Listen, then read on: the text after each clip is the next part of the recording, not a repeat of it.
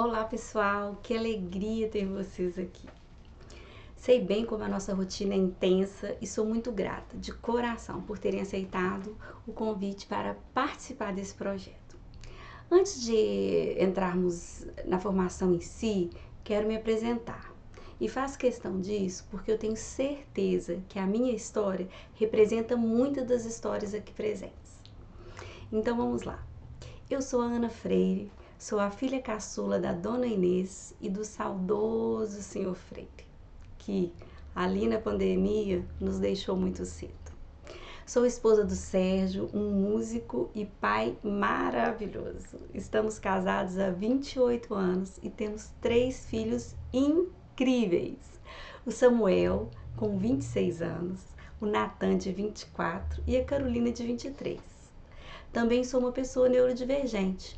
Estou dentro do fenótipo ampliado do autismo, o FAA, e em processo de fechar meu diagnóstico tardio de TEA. Sou irmã, tia e mãe atípica. E é desse lugar de fala que vem o meu combustível para pesquisar no mestrado a inclusão e as práticas baseadas em evidência. Na profissão, comecei cedo. Me formei no magistério aos 18 anos e nunca mais saí da escola. Hoje, aos 48, são 30 anos dedicados à educação.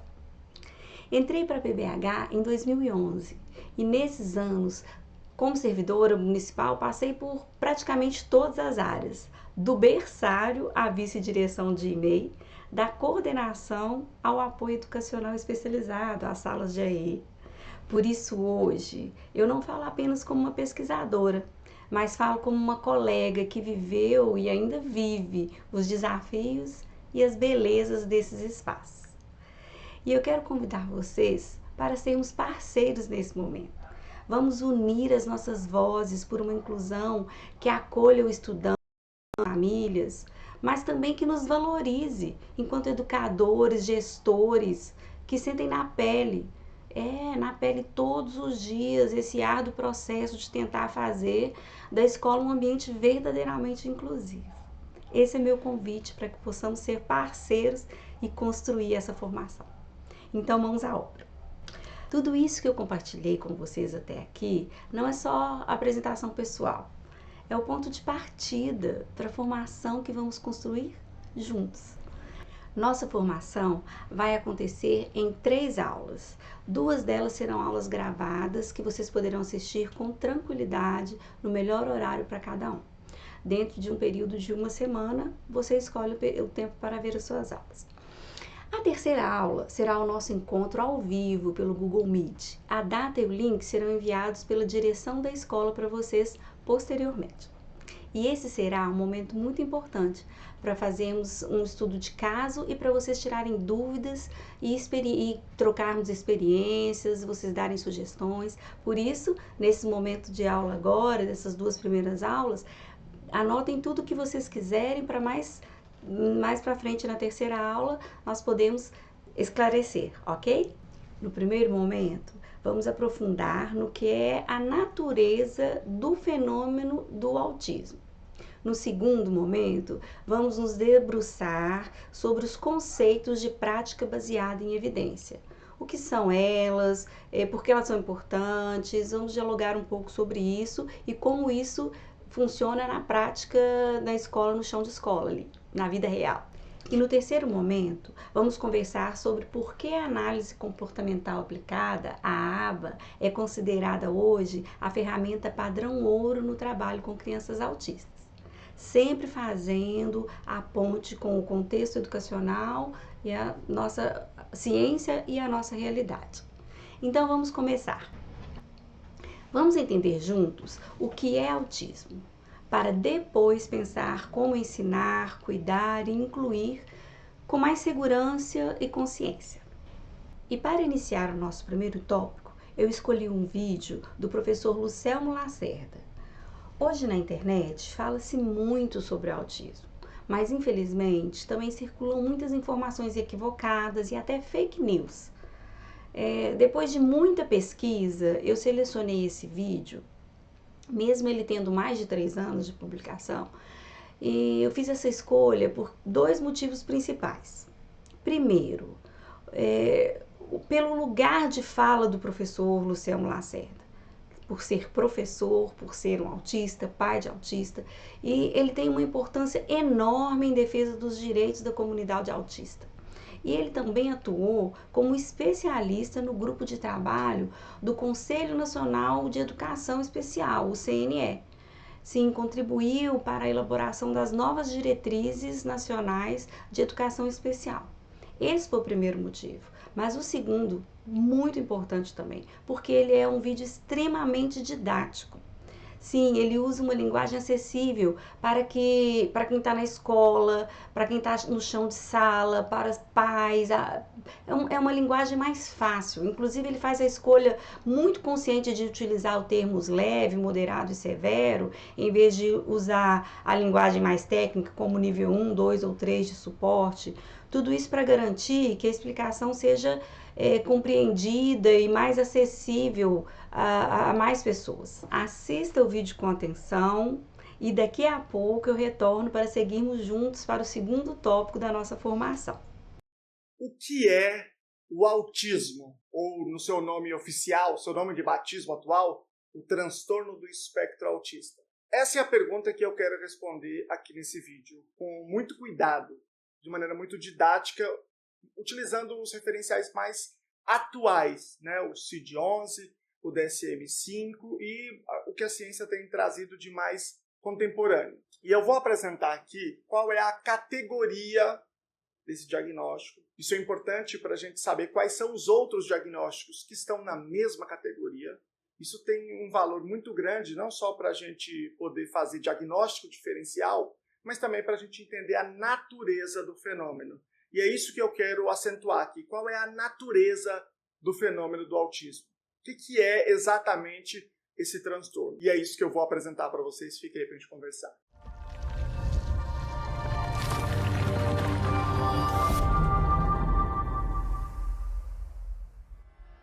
Meu nome é Luciano Lacerda, eu sou doutor em Educação pela PUC São Paulo, fiz meu pós-doutoramento no Departamento de Psicologia da UFSCar. Eu pesquiso especificamente autismo em práticas baseadas em evidências, práticas demonstradas cientificamente. E essa questão da natureza do autismo, do que nós estamos chamando de autismo ou de transtorno do espectro autista, é uma questão muito fundamental. E antes de mais nada, a gente precisa entender o seguinte: nós, eu, você, todo mundo que está assistindo esse vídeo, sem dúvida alguma, é de uma espécie, Homo sapiens, que é altamente social. Nós somos um tipo de primata. Existem vários primatas, né? Várias outras espécies de primatas. Vocês devem conhecer as mais famosas, como o chimpanzé, como o gorila. Nós somos deste mesmo grupo de primatas, que são mamíferos altamente sociais. O ser humano é um animal social. E é por isso mesmo que você vai curtir esse vídeo agora. Curte esse vídeo para colaborar aqui com o canal, para essa reciprocidade aqui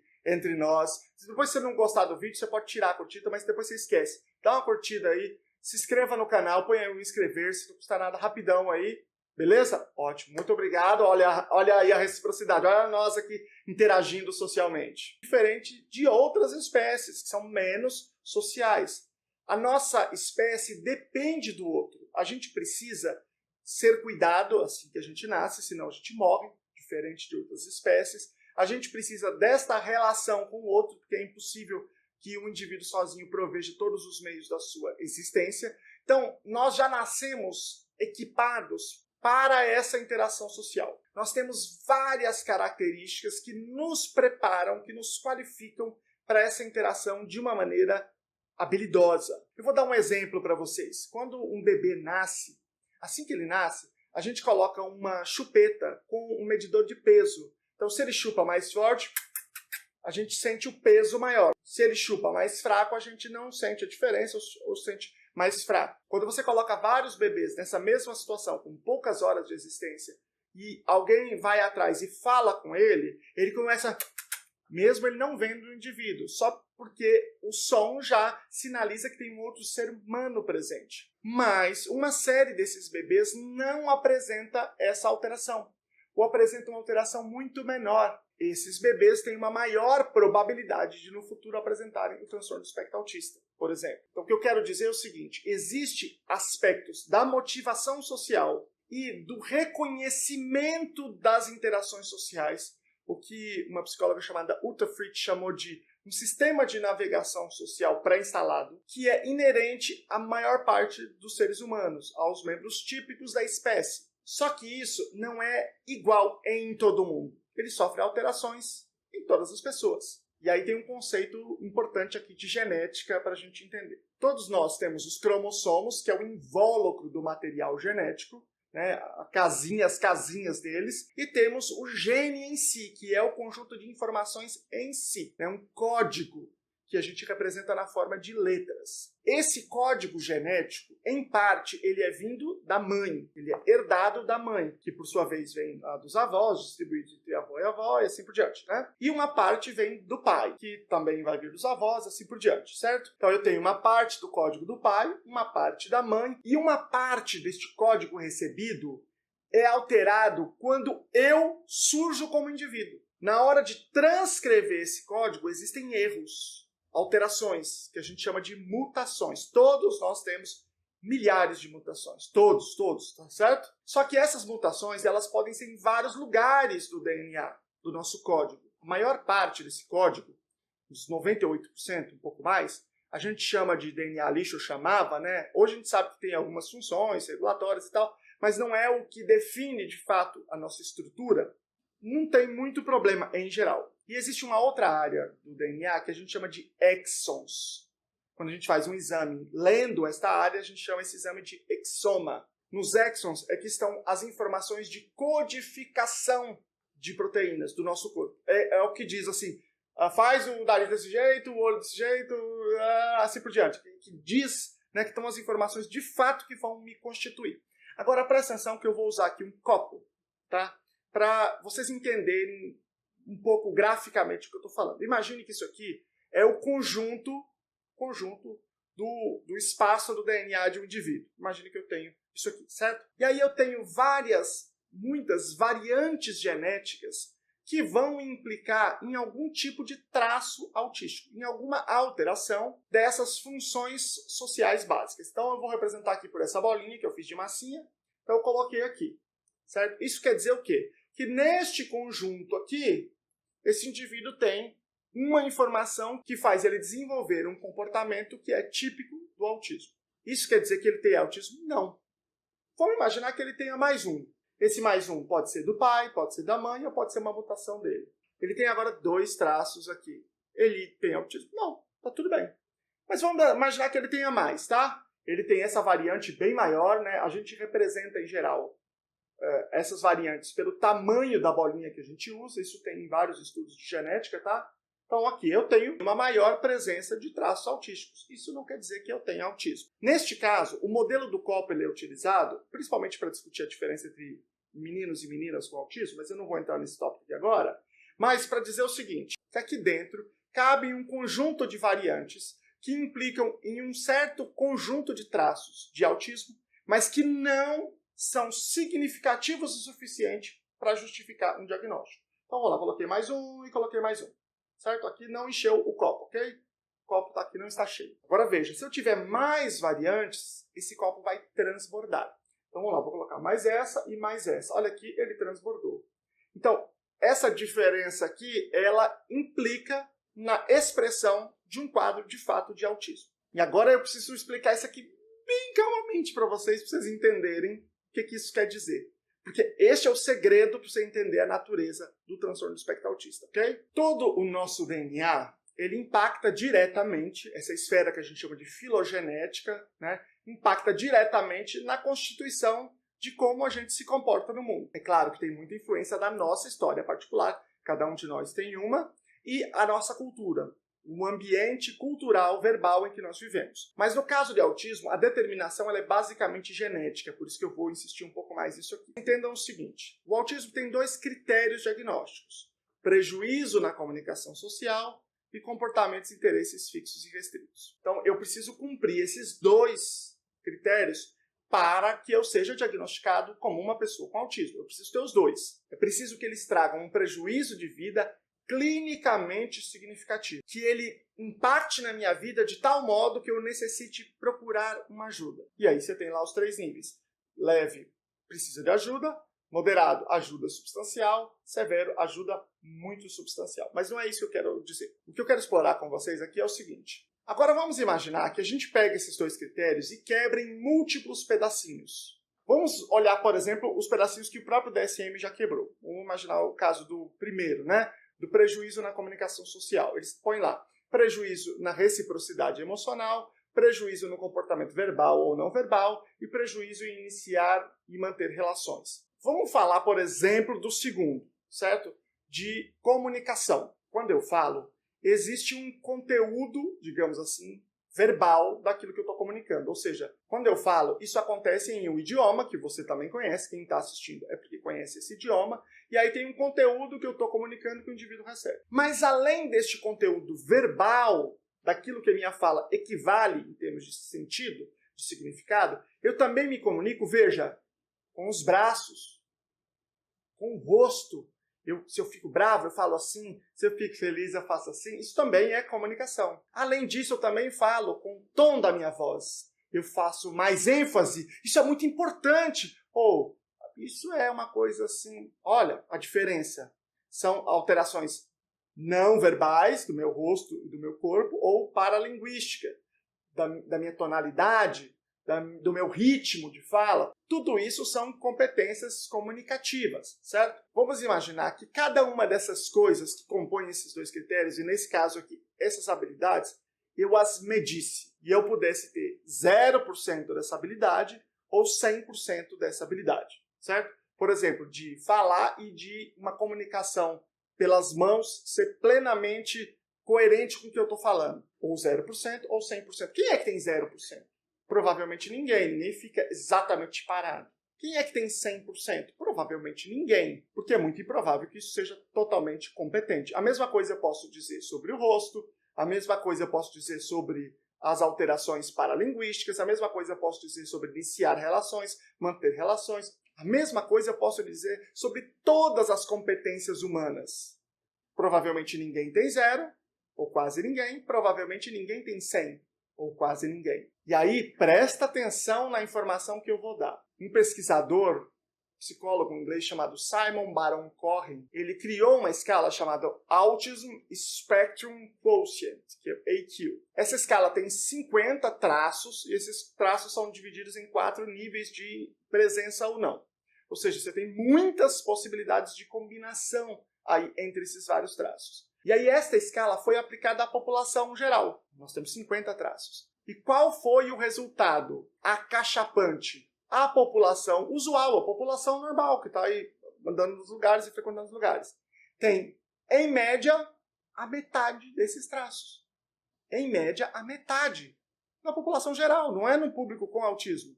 Isso quer dizer que os traços de autismo estão distribuídos de uma maneira equânime entre a população. Entre toda a população.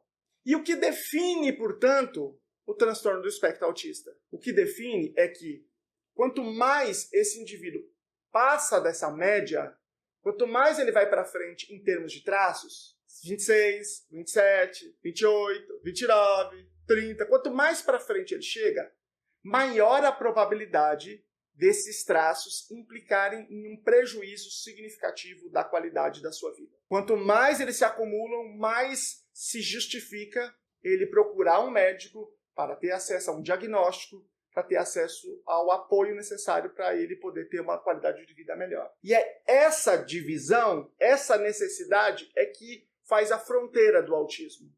Não é um fato científico, positivo ou negativo. Ela é uma questão dimensional. Quanto mais traços tem, maior a probabilidade do indivíduo apresentar este quadro. E isso é móvel. Alguém pode ter uma certa quantidade de traços e na sua vida, durante a sua experiência no mundo, tendo acesso a intervenções, tendo acesso a uma história de vida particular, numa certa cultura, ele pode oscilar um pouco para frente ou um pouco para trás. Ele pode oscilar um pouco para frente ou um pouco para trás. Não dá para ser totalmente contrário à genética, isso não é possível. Mas existe uma certa margem aí na qual nós podemos trabalhar. E também na qual nós podemos piorar em termos de qualidade de vida. Por isso é muito importante o acesso às intervenções. Agora, se achou que agora ficou fácil, ficou tranquilo, não ficou. Agora eu vou complicar a conversa para você. Vamos imaginar que uma pessoa tenha o transtorno do espectro autista. Ela faz essa avaliação com esta escala e ela tem, digamos, 33 traços de autismo.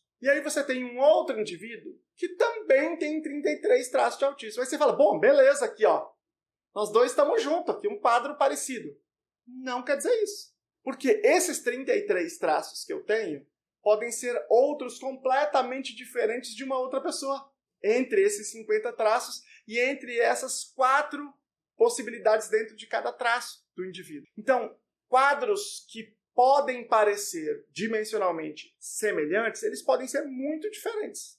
Veja, vamos imaginar que cada um desses pequenos traços seja medido. Vamos imaginar que eu separe todos os comportamentos implicados no autismo, seria centenas ou milhares deles, né, ao frigir dos ovos. E aí eu coloco ali esse 0 a 100, como eu disse, né? Cada indivíduo vai ter uma composição única de cada um desses traços. No final das contas, um indivíduo pode ter mais prejuízo na área sensorial do que o outro pode ter mais prejuízo na área comunicacional do que o outro na área de manter relações do que o outro no interesse fixo e restrito do que o outro na estereotipia do que o outro. Indivíduos que têm o mesmo comprometimento em termos de estereotipias que tragam prejuízo, elas podem ser radicalmente distintas uma da outra. Se vários indivíduos têm dificuldade de iniciar interações, eles podem iniciar de uma maneira que não seja competente, mas de maneiras completamente distintas. Por isso é que nós chamamos essa condição hoje de transtorno do espectro do autismo. O espectro é uma definição que vem da física, que apresenta um raio de frequências múltiplas, variadas, únicas, eu poderia dizer, no caso do autismo. São quadros, todos eles únicos. Eu me lembro de uma vez estar na praia com o meu filho, que tem transtorno do espectro autista, num nível severo, né? E tinha lá os alunos da praia, onde ele tinha estudado, e eu conhecia as pessoas, e a gente parou ali para conversar, eu conversando um pouco com a professora, e tinha ali umas 6, 7 outras pessoas com autismo ali. Se um leigo os visse, diria que cada um ali tem um quadro diferente, tem um diagnóstico diferente, porque eles eram muito distintos um do outro. Ainda assim, eram todos indivíduos com autismo, unidos por esse guarda-chuva que é prejuízo na comunicação social e interesses e comportamentos fixos e restritos. E essas duas coisas, num nível clinicamente significativo, e aparecendo na primeira infância. O diagnóstico pode ser depois, mas tem que aparecer desde a primeira infância. Isso é que compõe o diagnóstico de autismo, mas isso são regras abstratas que podem se aplicar a milhões, bilhões de quadros completamente distintos um do outro. E esses quadros, como eu disse, eles estão relacionados diretamente à constituição genética do indivíduo. O peso da genética herdada é em torno de 81%. O peso da genética não herdada, da genética surgida no indivíduo, das mutações, é em torno de 18%. E o peso do ambiente intrauterino, principalmente do primeiro trimestre, está entre 0,4% e 1,2%. E todos esses fatores se acumulam como e aí vai a categoria em que o transtorno do espectro autista está, como um transtorno do neurodesenvolvimento. Nós temos todos um desenvolvimento neurológico que tem um impacto gigantesco sobre a maneira com que nós nos comportamos no mundo. Quando esse desenvolvimento neurológico tem uma série de alterações tão profundas que provocam uma alteração de comportamento tão profunda que tem um prejuízo clinicamente significativo aparecendo na primeira infância, então isso é um transtorno do neurodesenvolvimento. Não é só o transtorno do espectro autista que está nessa categoria. Também o está a deficiência intelectual, por exemplo, e também está o transtorno de déficit de atenção e hiperatividade. Inclusive, é importante dizer que essas coisas podem estar juntas. Uma pessoa pode ter transtorno do espectro autista e deficiência intelectual e TDAH, ou pode ter duas delas aí, e a maioria dos indivíduos com autismo tem sim condições correlatas, são chamadas de comorbidades. A natureza do autismo é um transtorno do neurodesenvolvimento com uma implicação direta das variações genéticas, das muitas variantes genéticas que se somam, compondo, exprimindo esse quadro de autismo. Esse quadro é da cumulação de traços. Esses traços estão presentes, em geral, na população normal, mas se eles estão muito acumulados, eles formam um quadro de prejuízo clinicamente significativo e formam, portanto, uma situação em que se justifica a gente dar um diagnóstico de transtorno do espectro autista. É isto que é o autismo. Muito obrigado pela audiência. Compartilhe o vídeo aí com todo mundo, galera. Compartilhe nos grupos de pais, grupos de profissionais. Nós precisamos divulgar uma visão científica do autismo e aumentar a conscientização sobre este quadro. Posso contar com você? Tá bom? Um grande abraço, gente. Até a próxima. A partir do vídeo que acabamos de assistir, é importante reforçar por que começamos por aqui. Antes de falarmos em estratégias ou metodologia, precisamos conhecer o que é o autismo e como ele se manifesta. E acredito que o vídeo foi bem esclarecedor, não é? Sem esse entendimento, qualquer prática corre o risco de não atender às reais necessidades do estudante. O professor Lucelmo contribuiu justamente para organizar esse olhar, diferenciando senso comum de conhecimento científico. Quando entendemos o autismo como uma condição do neurodesenvolvimento e não algo a ser corrigido ou curado, mudamos a forma de planejar e de intervir. É com essa base que seguimos agora para o segundo tópico da nossa formação, que trata das práticas baseadas em evidências, as PBS, e de como elas podem dialogar com o cotidiano de sala de aula. As PBS não são exclusivas da educação. Elas existem em diferentes áreas do conhecimento, como a psicologia, a saúde, os esportes, e indicam as chamadas ferramentas padrão ouro, ou seja, as práticas que já passaram por um processo científico rigoroso e demonstraram um bom resultado. Usar a PBE na educação é como usar um GPS pedagógico. Em vez de ensinar apenas pela intuição ou porque sempre eu fiz assim, a equipe escolar se apoia naquilo que a ciência já provou que funciona, ajustando o percurso de acordo com a realidade de cada sala de aula, de cada criança. São práticas que já foram testadas, estudadas e validadas. E quem tem muitos anos de escola, sabe, né?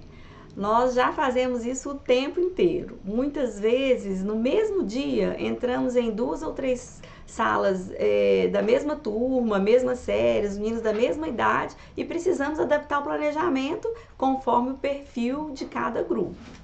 Essa lógica de adaptação já faz parte da nossa prática. Nesse sentido, a PBE, quando chega ao contexto escolar, não vem engessar o trabalho. Ela vem consolidar e validar a nossa experiência pedagógica, aquilo que a gente já faz. Eu costumo dizer que a PBE também otimiza o nosso tempo de planejamento. Por quê? Porque ela aponta caminhos que a pesquisa científica já identificou como mais eficazes, diminuindo aquele tempo de tentativa e erro que muitas vezes usamos para garantir que aquele estudante aprenda. Agora, vamos olhar para as práticas baseadas em evidência na atuação específica de professores e auxiliares de apoio ao educando, com foco nas crianças autistas. A PBE aplicada ao transtorno do espectro autista é uma abordagem que passou pelo rigor científico, que nos ajuda a tomar decisões pedagógicas com mais segurança, aumentando as chances de que as nossas ações em sala de aula realmente funcionem. Entender a PBE é como aprender a ser um detetive da vida real. E nós, que estamos em contato direto com a criança, somos essa ponte entre a certeza científica e a prática escolar. Mas vamos pensar na PBE no mundo real, ok? Muitos professores sentem que a ciência está longe da realidade, né? Principalmente numa sala com 25 ou 26 estudantes. E é aqui que eu peço o carinho de vocês, que abram o coração. Posso dizer, por experiência própria, que a PBE existe justamente para aproximar esses dois mundos. A PBE tira o peso de ter que adivinhar o que fazer. Voltando à metáfora do GPS, ela oferece um mapa, a evidência, mas quem dirige é o professor. É ele quem decide qual caminho mais seguro a tomar naquele dia para aquela criança específica. E nesse processo, o professor se torna um tomador de decisão em parceria com o auxiliar, com a coordenação, com a gestão, criando condições reais para que a inclusão aconteça de forma efetiva. Por isso, precisamos conhecer as ferramentas padrão ouro e discutir como podemos testá-las e adaptá-las à nossa realidade. Porque quem sabe se algo funciona no dia a dia somos nós, os verdadeiros testadores de linha de frente. Nós da educação somos muito resilientes. Se a evidência aponta que o ideal é um tablet com software caro, mas a escola não tem esse recurso, a gente não espere isso chegar. E aí entra a nossa experiência de professor. Eu posso usar desenhos à mão, fotos, imagens, plastificar e vou fazer uma prancheta que até esse tablet chegar. A base científica continua ali, o suporte visual, mesmo sem o recurso tecnológico de ponta. Ou seja, como todo plano de aula, as práticas baseadas em evidências precisam ser adaptadas à nossa turma, aos nossos alunos e à nossa realidade, para que a ciência faça sentido no dia a dia da escola. E é justamente aqui que a gente chega na análise comportamental aplicada, a ABA. Aposto que vocês já ouviram falar sobre ABA, mas vocês sabem realmente do que se trata?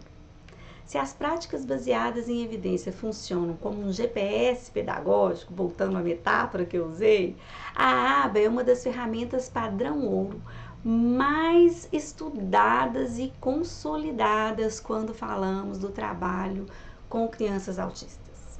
Ela nos ajuda a observar, compreender e intervir de forma intencional, sempre considerando o comportamento como uma forma de comunicação.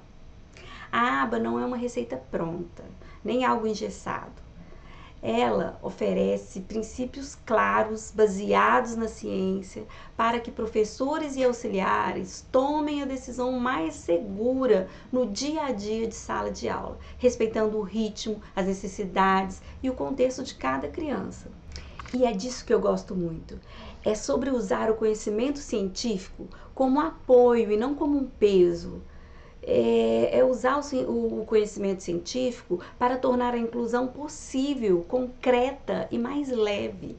E é sobre isso que vamos ver agora outros 2 vídeos baseados em ciências, onde eu trouxe uma especialista para explicar também muito didaticamente o que é ABA.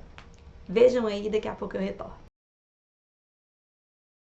Sabia que a ciência já conseguiu mostrar que o cérebro de uma criança autista pode mudar com intervenção? Mudar mesmo, de verdade. É ciência e eu te conto tudo nesse vídeo.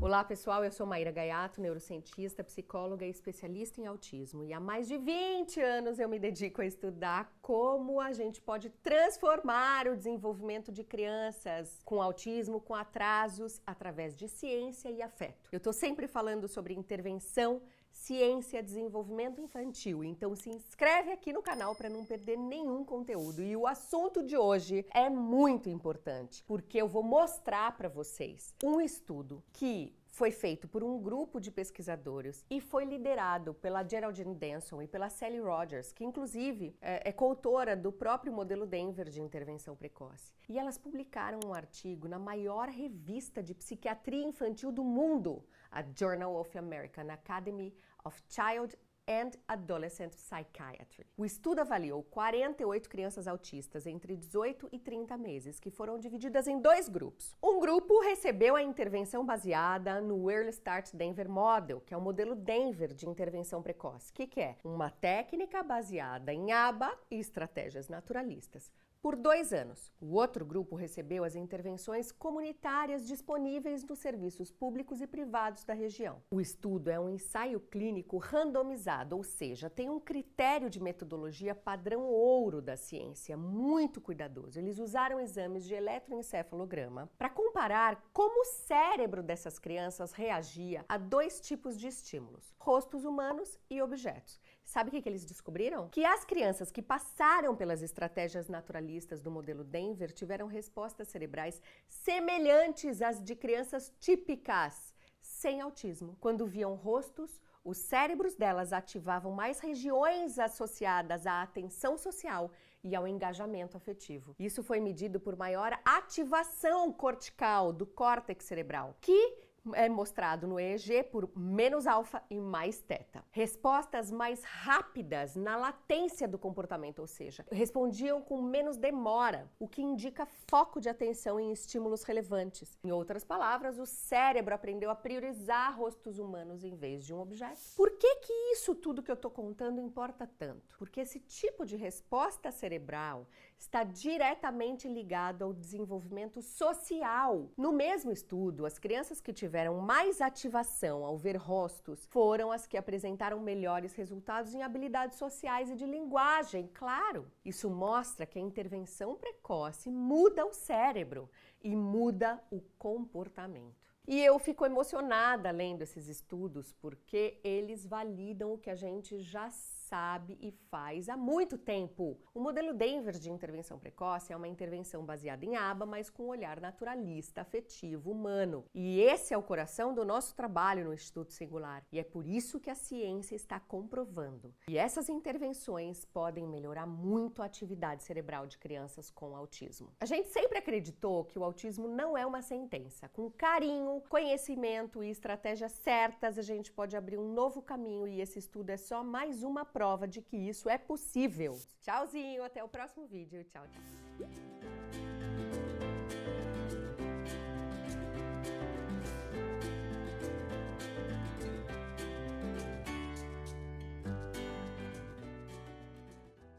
Hoje eu vim explicar para vocês o que é ABA. Muita gente me pergunta dessa sigla. Nós sabemos que é um tipo de tratamento para autismo, mas como ele deve ser feito? Como eu vou saber se o ABA que está sendo aplicado no meu filho é o melhor que tem? Se está sendo aplicado corretamente?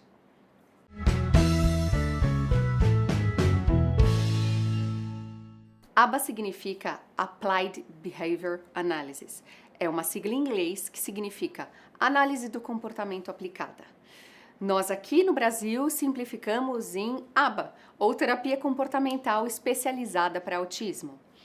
O ABA é um conjunto de técnicas que é uma ciência, significa que já foi pesquisado e comprovado através de pesquisas como eficazes para tratamento do autismo. As técnicas de modificação de comportamento são baseadas nessa ciência ABA e servem para a gente usar para fazer programas para montar a intervenção de uma criança com autismo. O ideal é que o ABA seja feito num modelo naturalista. O que significa isso? Significa colocar dentro do ambiente da criança, colocar dentro do contexto que essa criança vive, dentro das brincadeiras, dentro da casa, das atividades de vida diária, dentro da escola. E não fazer um programa separado, engessado. Dentro da clínica nós também usamos o ABA, mas nós não usamos há muitos anos. Aqui na clínica eu nunca usei aquele ABA de mesinha que você encurrala a criança e faz ela reproduzir comportamentos. Nós usamos o ABA naturalista porque favorece a generalização e também aumenta a motivação da criança no trabalho. A gente precisa das crianças felizes, querendo fazer, querendo imitar, querendo seguir comandos, querendo emitir comportamentos verbais, querendo interagir e brincar. Esses são os principais programas colocados dentro dos objetivos de um programa feito de ABA. Nós temos discriminação, pareamento, contato visual, imitação, todos esses que eu falei também, como metas, como objetivos para a criança. E nós colocamos esses objetivos dentro das brincadeiras. Então, nós fazemos um pouco do que a criança quer para ganhar a atenção dela e colocamos esses objetivos dentro desses momentos, em alguns momentos, e voltamos para depois fazer um pouco do que a criança quer também. Nós percebemos que uma criança funciona dentro de 3 zonas. Zona de conforto, zona de aprendizagem e zona de desregulação. Eu explico isso tudo lá no SOS Autismo, no meu livro mais recente. A zona de conforto é a zona que a criança está fazendo só o que ela quer. E isso não gera aprendizagem de comportamentos novos, porque ela já sabe aquilo e fica reproduzindo o que ela já conhece. Uma zona de estimulação, que é quando a gente gera um estímulo que vai desencadear uma resposta e é o momento que a criança está trabalhando, ampliando o repertório, adquirindo conhecimento novo. E a zona de desregulação, que quando foi invasivo demais, ou chato demais, ou a criança não tem motivação para fazer, ela entra em desregulação e a gente perde ela completamente. O ideal é que os programas então sejam feitos sempre entre zona de conforto e zona de atenção de estimulação. Zona de estimulação e de conforto. Então, um pouco eu caminho aqui com a criança, depois gera um estímulo novo, depois dou um pouquinho do que ela quer. Esse é o Aba Naturalista, baseado em brincadeiras, baseado em motivação, baseado em incentivar e estimular o contato social dessa criança. O princípio principal do ABA é fazer a análise funcional dos comportamentos da criança. Nós pensamos em comportamentos adequados que nós queremos instalar novos no repertório dela. Nós cuidamos dos antecedentes deste comportamento e nós cuidamos das consequências deste comportamento. Os antecedentes são estímulos que vão gerar uma resposta que a gente quer.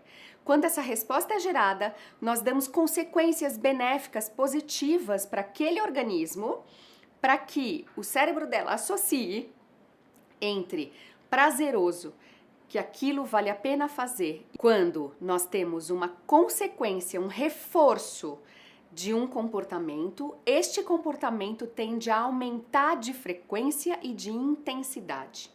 Quando nós temos uma punição, uma extinção, uma retirada de consequência positiva, esse comportamento tende a diminuir. Nós temos que cuidar dos estímulos, que é o que vai desencadear esse comportamento adequado ou inadequado. Às vezes também acontece com birras, com esquivas, com controle, comportamentos inadequados que nós queremos eliminar, porque só eliminando comportamentos inadequados que essa criança vai ficar apta e predisposta a trabalhar, senão ela fica blindando a aprendizagem. Comportamentos inadequados têm que ser cuidados com antecedentes e também nós temos que observar as consequências deste comportamento. Esses são os principais conceitos que envolvem o ABA.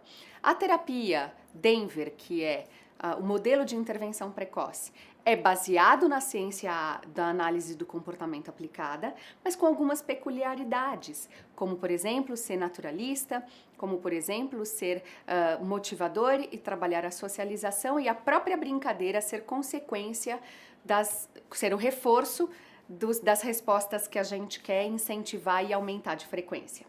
Espero que tenha ajudado, compartilhe para que mais pessoas tenham acesso a essas informações. Um beijo e até o próximo vídeo. Tchau, tchau. E aí, pessoal, muita informação, não é mesmo? Não se esqueçam de anotar todas as dúvidas para o nosso encontro ao vivo. Então, escolhi esses 2 vídeos da Maíra porque entendo que eles se complementam. O primeiro ensina a olhar para o comportamento, o como, e o segundo ensina a ajustar a dificuldade, o onde. No primeiro vídeo, ela explica que todo comportamento tem uma lógica e para facilitar esse processo de reconhecimento, usamos uma ferramenta chamada registro ABC. A de antecedente, o que aconteceu logo antes. O ambiente estava barulhento, houve uma troca de atividades. B, comportamento. O que a criança fez exatamente? A importância da parceria da auxiliar nesse momento é fundamental. E o C é a consequência. Como o ambiente reagiu? Ela nos mostra que, ao entender o ABC, paramos de apenas reagir ao comportamento e passamos a planejar a intervenção. Se mudarmos o antecedente, muitas vezes evitamos que o comportamento difícil aconteça. Já no segundo vídeo, ela traz o conceito das zonas, que é o coração do nosso GPS pedagógico, como eu tinha dito. A zona de aprendizagem é desafiador, mas com o apoio da professora, do auxiliar, a criança consegue realizar a atividade. Se ele cai na zona de desregulação, o cérebro trava e não há ensino, não conseguimos mais nada com ele. O auxiliar de sala é fundamental aqui para perceber os sinais de que a criança está saindo da zona de aprendizagem, entrando em estresse, né? Então, usamos o ABC para descobrir por que a criança saiu da zona de aprendizagem. Assim, ajustamos nossa rota para trazê-la de volta ao caminho do desenvolvimento. Então, vimos muito conteúdo até agora, não é mesmo? E como eu prometi, vamos trazer toda essa teoria para a nossa realidade. Na próxima aula, vamos praticar bastante. Faremos simulações de cenário muito comum em nossa rotina escolar, como uma crise sensorial ou uma crise de rigidez cognitiva de uma criança autista, por exemplo. Vamos analisar cada caso e, a partir das ferramentas baseadas em aba, aumentar o nosso repertório de conhecimento de intervenções em práticas baseadas em evidências. Para quem quiser se aprofundar um pouco mais nesse conhecimento, deixe meu e-mail aqui no final anotado para que possam me pedir o link do e-book gratuito chamado Autismo, Compreensão e Práticas Baseadas em Evidência, no qual o movimento Capricha na Inclusão publicou, tendo o doutor Paulo Liberalesso, nome difícil, né? E o professor Lucelmo Lacerda como autores dos capítulos. Tem um capítulo do Dr. Paulo, ele conta a história do autismo, e o capítulo do professor Lucelmo, que fala sobre práticas baseadas em evidência e coloca as 28 ferramentas do ABA, que é o nosso padrão ouro para trabalhar com autismo. Então, para quem quiser, me manda um e-mail falando que quer o link que eu encaminho para vocês. Um grande abraço e até a próxima aula.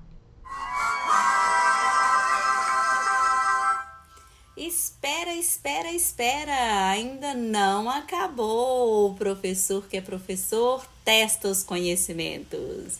Vamos lá, vamos brincar e responder as perguntas para coletar as pinhatas e nos divertir um pouco com o conhecimento.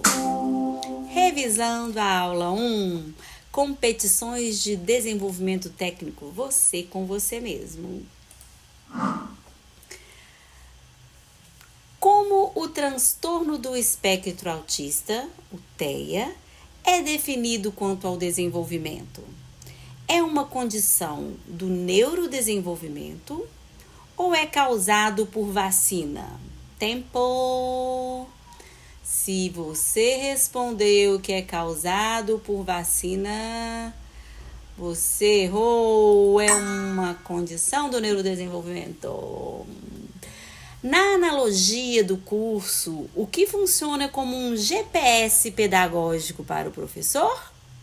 As práticas baseadas em evidência, PBE, ou o que eu acho que funciona? O que funciona como um GPS pedagógico? As práticas baseadas em evidência. O que define uma prática baseada em evidência, PBE? São práticas que passaram por testes científicos rigorosos e provaram que realmente funcionam. Isso é verdadeiro ou falso? Verdadeiro, passaram por vários testes rigorosos, baseado em ciência. Uhul, ganhou o direito de ver o que tem aqui dentro. Oba, uma medalha. Próximo. Agora a pinhata da PBE. Quais são as 3 pernas do tripé da PBE que nós vimos lá na nossa aula? Ciência é uma perna. Somente a cartilha da aba para nos auxiliar, a segunda perna. E o contexto do estudante, valorizando os gostos do estudante e o que a família relata. Ou ciência é uma das pernas desse tripé. A experiência do profissional, a expertise dele, como a segunda perna, e o contexto do estudante, ou seja, os gostos dele e o que a família traz. Qual dos dois? O tripé está principalmente com a experiência do profissional em sala, não dá para tirar isso. Neste tripé, né, da PBE que falamos agora há pouco, qual é o papel da experiência profissional do professor, do apoio auxiliar de apoio ao educando? É usar o medo da criança para manipular o seu comportamento, ou é o olhar clínico do educador para adaptar as ferramentas que nós estamos vendo da aba ao chão da escola? É claro que é esse olhar clínico. A PBE, ou seja, a prática baseada em evidências, não ajuda o professor no planejamento, pois ela não evita o tempo perdido com tentativa e erro ao apontar caminhos que já foram validados. Como ela aponta caminhos que já foram validados, ela não ajuda o professor. Verdadeiro ou falso? Verdadeiro ou falso? Falso. Ela ajuda muito justamente porque ela já aponta os caminhos. Oba, você ganhou mais uma. Vamos ver. Mais uma medalha. Agora a pinhata da aba. Qual abordagem é considerada a ferramenta padrão ouro no trabalho com autistas? Práticas baseadas em concorrência ou a análise do comportamento aplicada? Aba. Qual? Um tempo para pensar. É a aba. Mais uma. O que a aba, ou seja, a análise baseada, né, em evidência, lá da PBE, trouxe para a gente ferramentas, várias ferramentas. Dentro delas temos 28 que a gente vai ver, a gente vai ganhar uma cartilha dela na próxima aula. E aí essas ferramentas de aba, o que elas defendem? Ela defende sobre o comportamento da criança. O que a aba defende sobre o comportamento da criança? Que o comportamento é uma forma de comunicação ou que a criança só quer fazer birra. O que a aba nos comprova a partir das práticas baseadas em evidência? É birra? Não, é uma forma de comunicação, é o comportamento da criança que vai nos indicar o que ela está querendo comunicar. No registro ABC, se lembram daquela folhinha do ABC que a gente analisa? Tem lá a letra A, o que significa, e a letra B e a letra C. A letra B refere-se ao comportamento, o que a criança fez exatamente. É isso mesmo? Verdadeiro ou falso? A letra B se refere ao comportamento? Verdadeiro ou falso? Verdadeiro. Qual é a principal vantagem de entender o antecedente no registro ABC? Questão passada nós falamos que o B é exatamente o comportamento. E o A? O A é o antecedente. O que acontece antes deste comportamento ocorrer, né? Então, qual que é a vantagem da gente entender o antecedente? Permite ter registro para mostrar que o professor está correto? Permite mudar o ambiente para evitar que o comportamento difícil aconteça? Ou permite colocar a criança de castigo? E aí, tem dúvida? Não, o antecedente aqui é sem dúvida nenhuma, permite prever o comportamento e mudar, se for necessário, o ambiente para que o comportamento não aconteça, o comportamento disruptivo, difícil. Aê! Quase acabando, hein?